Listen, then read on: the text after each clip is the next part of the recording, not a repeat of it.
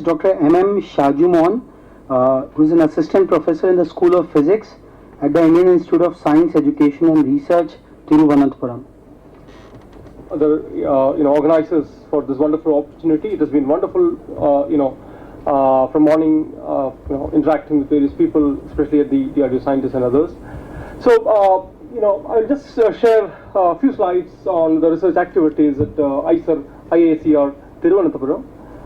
Before I go, just quick, I think many people know about these IISERs. They are like new institutions, and we are in Thiruvanthapuram, and we are still in the transit campus. What you see is a pictorial of our new campus, which is being built in Vidura, which is about like 40 kilometers from the city.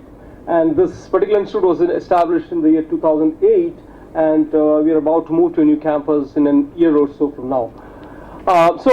Again, just to give you an idea about Professor Jamis is our founding director, and then Professor Ramakrishnan is the present director. So we have a faculty strength of about 41. We're just getting into the research modes in various disciplines, and about 12 visiting faculties. What I would do is like quickly, even though many areas probably are out of the DRDO's interest, but then just quickly going through the various areas. What you see in the green areas are what we have presently, various faculties working on. So I will just quickly go into the area of the School of Chemistry, where we have strong organic, inorganic chemistry already now, and physical chemistry. People work on nanomaterials, photochemistry, ultrafast spectroscopy, NMR spectroscopy, and we do have support from the theoretical chemistry, where we work on nonlinear dynamics and quantum chemistry. But what would be interesting, again, I have a few slides on from the School of Mathematics as well, which contributes to the different DRDO interests, which I'll come into in a slide from now. So moving on to the physics, I come from physics, School of Physics. So what we have here is, I think there's a major group working on energy. If you look at from the green slide that you have, I'm not really sure if it's that visible, but then the more focus is on to the energy storage. Typically we work on lithium batteries, supercapacitors, and energy devices. Again, I have another detailed slide on that.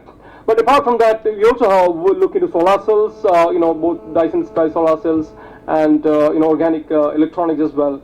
And we have a core theory group as well, which complements to this the experimental aspects of that. So condensed matter, physics again. There are a few faculties working on that, as it's listed here. But I just take few slides. Of course, we've been publishing good journals, as you see here, in the slide.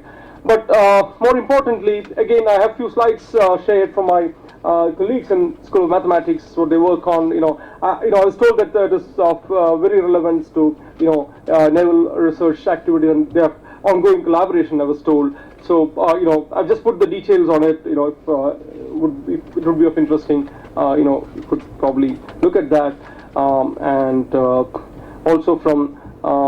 So moving on to the School of Physics activities, we have a good number of groups looking at the experimental physics, especially on the quantum electrical amplifiers. I think that is quietly close related to the DRDO interest, as you see here in the slides. And there's another area on solar cell, especially, and I see that many listed the activities come very close to the DRDO activities, as you see here. All the way from RF sensors, photodetectors, biosensors, and biomedical devices, artificial retina.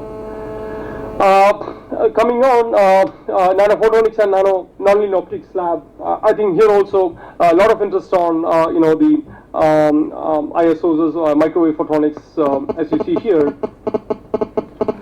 Another interesting area that we work on, mainly I look into this energy materials lab, nanoscience and energy materials lab, where we actually work on different materials, advanced materials I would rather call it.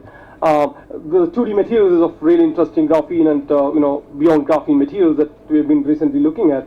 and device applications on lithium batteries, supercapacitors, and more interestingly, these kind of hybrid devices, connecting a supercapacitor with a lithium battery, for instance. And this is something that we are really into. And I was just skip a couple of slides and moving on. And something I'm not really sure whether this will be of that interest, but something we are currently looking at is to actually make micro power devices.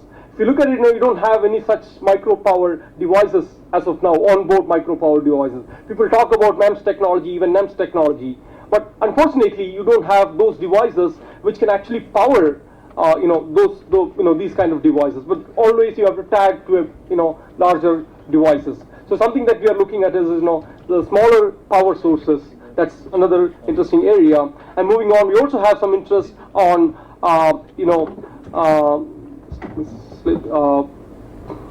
on high temperature battery and supercapacitor. I think this goes very well with what has been discussed in the morning, and somebody was asking this question. So this is something we are currently looking at it. Actually developing some power sources which can work in the harsh conditions.